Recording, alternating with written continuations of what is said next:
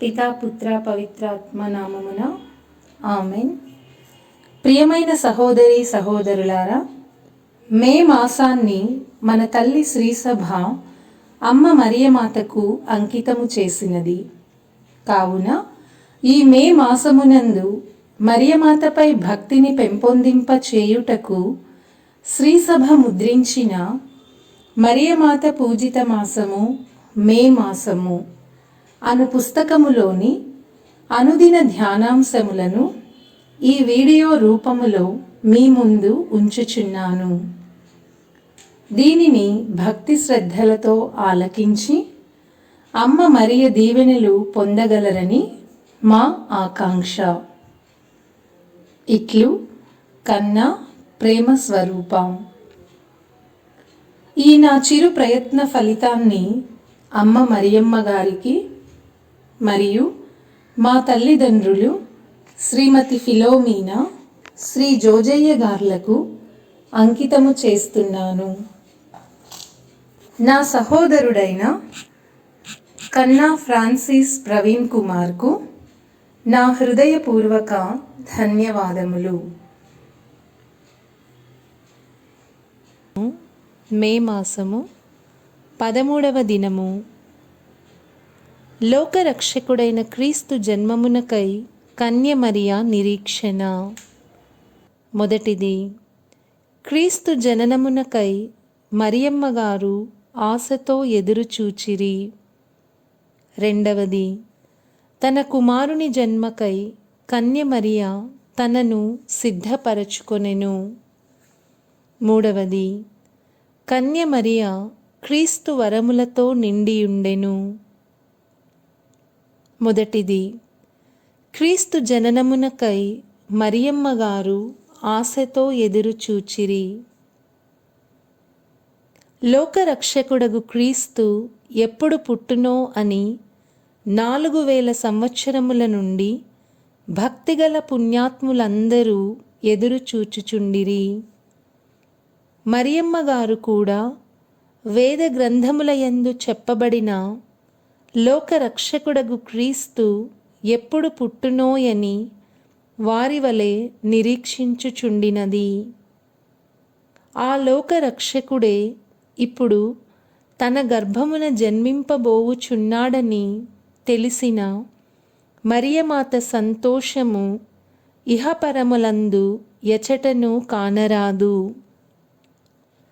తన కుమారుడు చీకటిని బాపు సూర్యుడై లోకపు పాపముల హరించి పుణ్యమార్గమగు వెలుగులోనికి మానవాళిని నడిపించునని తెలిసి ఆ లోకరక్షకుడు పుట్టు దినమునకై ఎదురుచూచెను.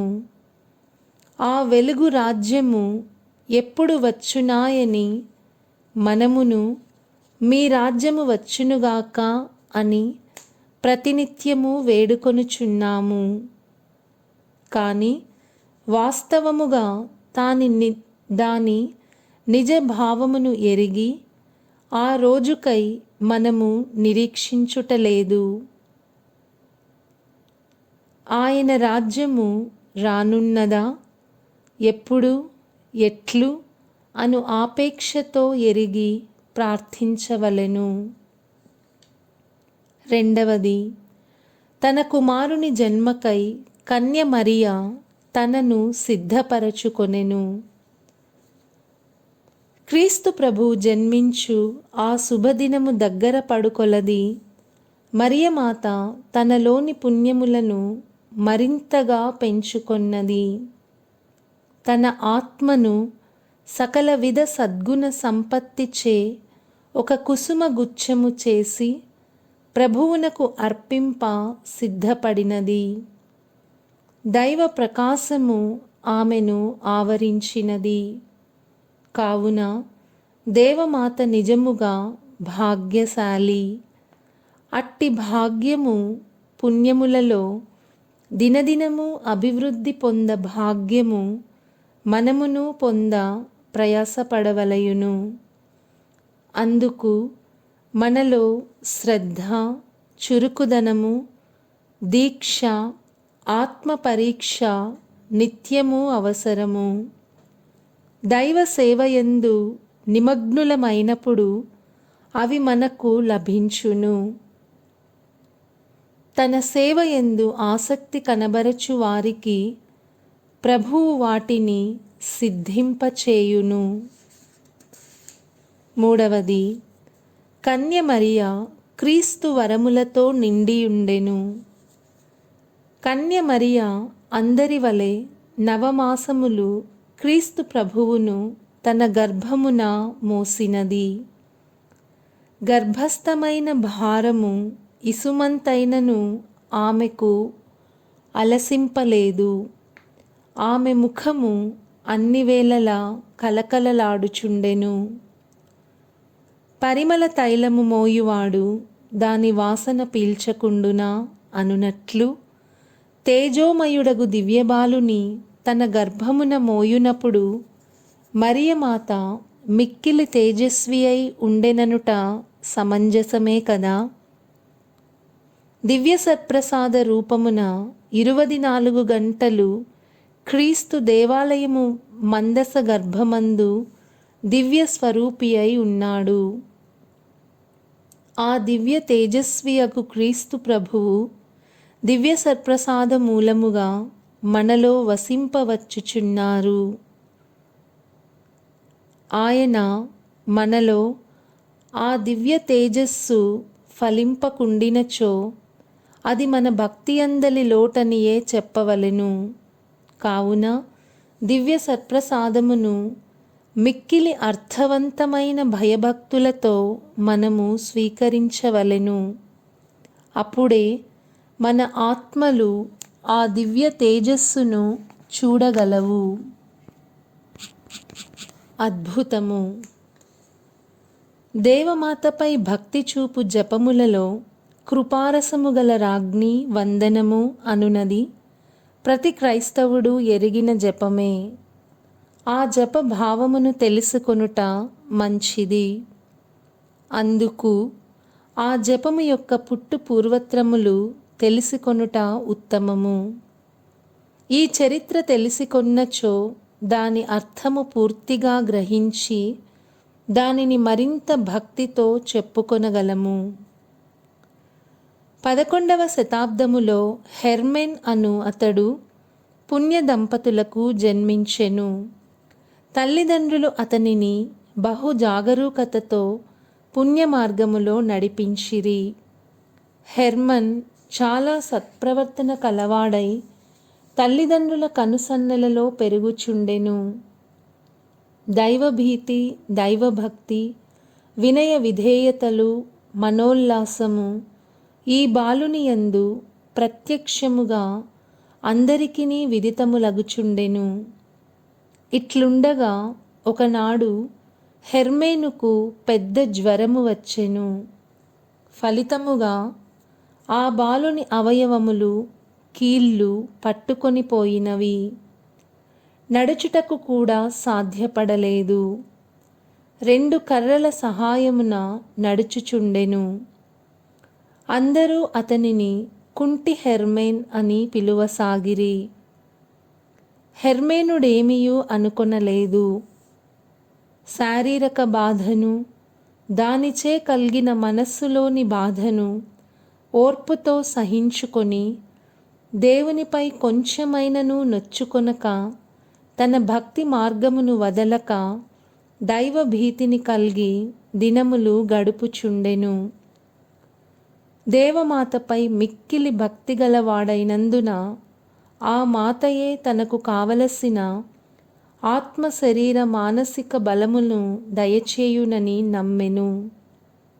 దేవుని చిత్తమైనచో తనకు తిరుగా పూర్వపు ఆరోగ్యమును ప్రసాదించునట్లు దేవమాతను దినదినము దీనుడై ప్రార్థించుచుండెను. ఇట్లు చాలా కాలము గడువగా ఒకనాడు దేవమాత అతనిపై దయతలచినది. అతనికి ప్రత్యక్షమై, నీకు ఆరోగ్యము కావలెనా, జ్ఞానము కావలెనా, రెంటిలో నేదైనా ఒక్కటి కోరుకొనుము అని అడిగెను. అప్పుడు హెర్మేను త్రుటి మాత్రము ఆలోచింపక వెంటనే నాకు జ్ఞానమే కావలయును అని బదులు పల్కెను. అంతటా హెర్మేనునికి దేవమాత జ్ఞానవరమునియ్యగా అతడు కుంటివాడుగానే ఉండి గొప్ప పండితుడాయెను. తన జ్ఞానమునంతను దైవసేవకై వినియోగింప నిశ్చయించెను. పునీత అరులప్ప గారి సభలో చేరి పుణ్యచరితుడాయెను. ఆ తరుణమందు హెర్మేను కృపారసము గల రాజ్ఞి వందనము అను సుందరమైన జపమును వ్రాసి ఆ దేవమాతపై తనకు గల భక్తిని మనందరకు ఆ జపము ద్వారా పంచిపెట్టెను.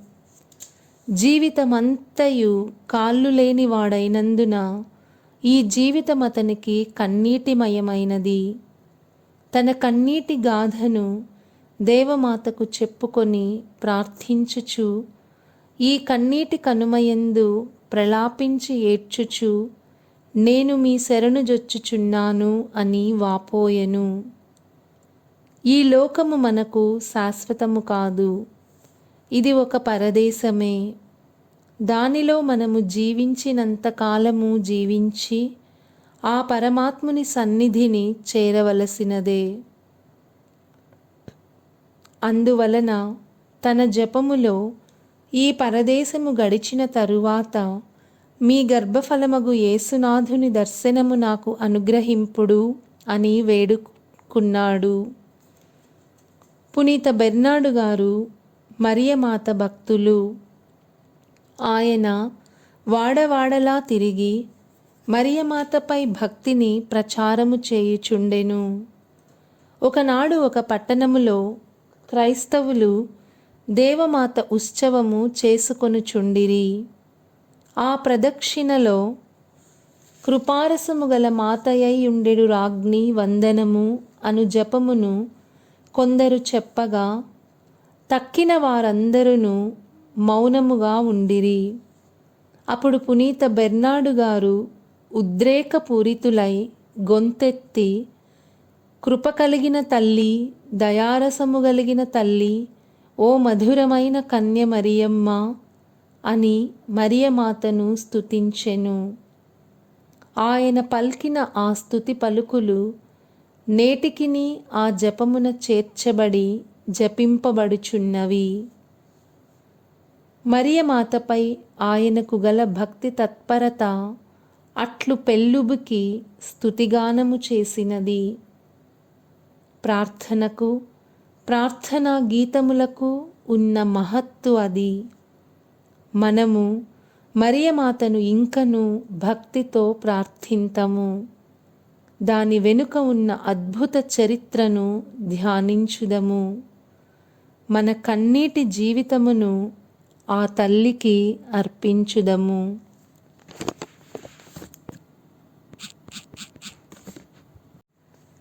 జపము. మహాశక్తిగల కన్యక, ఈ కన్నీటి లోకములో మాకు తల్లియు శరణమును మీరే అని నమ్ముచున్నాము. లోకరక్షకుడైన క్రీస్తు ప్రభుని తల్లి మీరైనందున మీ కుమారుడు మీ మాటను జవదాటరు. మానవులందరినీ మీకు మిక్కిలి అనురాగముతో చూచెదరు. దైవ సేవా తత్పరుల యందే కాక పాపుల ఎడల మీ దయా కనికరములు కృమ్మరించుచున్నారు. పాపములను తెలిసికొని వాటికై పశ్చాత్తాపపడి మీ శరణు వేడువాడు తప్పక భాగ్యవంతుడగును. నేనును అట్టి పాపులలో ఒకడనై మీ శరణు వేడుచున్నాను. పాపముచే నా ఆత్మ శిథిలమై పోక మునుపే నా పాప బంధములన్నింటినీ త్రెంచివేయుమని మిమ్ము వేడుచున్నాను. మీ దయా కనికరముల వలన నా ఆత్మ దైవ దర్శనమునకును మీ దర్శనమునకును యోగ్యమగునట్లు నన్ను దీవింపమని ప్రార్థించుచున్నాను తల్లి. ఆమెన్. పునీత బెర్నార్డు గారు వేడుకొనిన జపము.